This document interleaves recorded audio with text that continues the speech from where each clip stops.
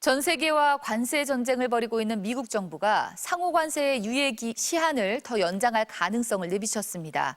이런 가운데 트럼프 행정부의 관세 정책 여파로 미국의 1분기 경제가 마이너스 성장을 한 것으로 나타났습니다. 박진준 기자입니다. 캐롤라인 레빗 백악관 대변인이 상호관세 유예 시한 연장의 가능성을 내비쳤습니다.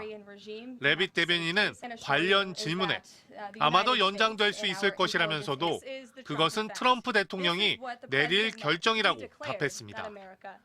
트럼프 행정부는 지난 4월 한국을 포함한 유엔 등 57개 국가에 차등화된 상호 관세를 발효했다가 13시간 만에 중국을 제외한 나머지 국가에 90일간 유예하는 결정을 내렸습니다.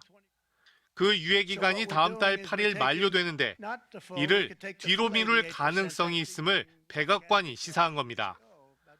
지난 11일 트럼프 대통령은 전 세계 상대국과 무역 협상 시한을 연장할 용의가 있지만 반드시 기한을 연장하는 것이 필요하지는 않을 것이라는 의견을 밝힌 바 있습니다.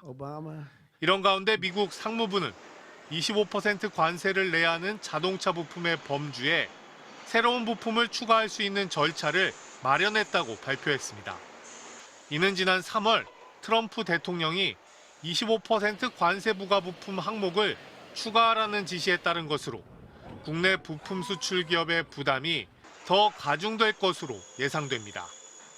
이런 트럼프 정부의 관세 정책이 미국 경제에는 오히려 악영향을 준 것으로 나타났습니다. 미 상무부는 올해 1분기 미국의 국내 총 생산률이 마이너스 0.5로 역성장했다고 밝혔습니다. 이는 지난달 발표한 잠정치보다 하향 조정된 수치로 미국 경제가 분기 기준 역성장한 것은 2022년 1분기 이후 3년 만입니다.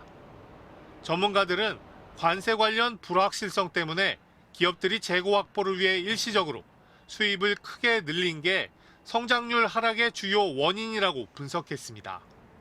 여기다 트럼프 정부의 관세 정책이 소비 등 경기 심리까지 크게 위축시키면서 미국 내수 경기 침체로 진입할 수 있다는 우려도 제기되고 있습니다.